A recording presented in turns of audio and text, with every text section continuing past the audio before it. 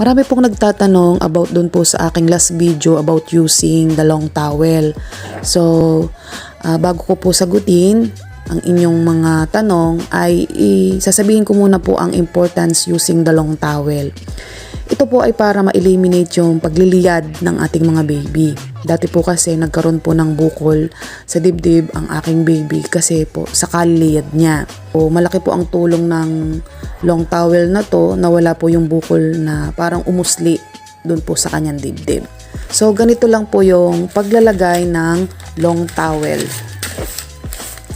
So ipipilipit nyo lang po yung towel para po pang pinipiga o nagpipiga kayo ng damit.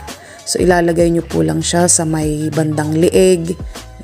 Na kailangan po ay dapat siya matigas para po makatulong din sa pagkontrol ng kanyang neck gaya po nito.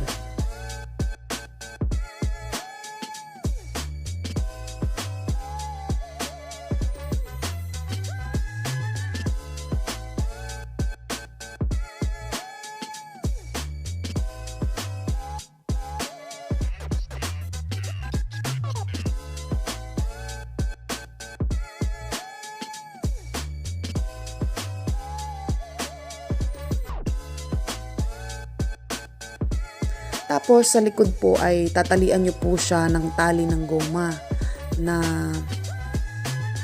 hingi ko po talaga yan sa mga vulcanizing shop. So sa pagtatali po sa likod ay sa may banda po ng kanyang rib cage, doon nyo po siya itatali yung pong dalawang side. So ayan po, tapos na. So mag-i-start na po kami ng kanyang morning exercise.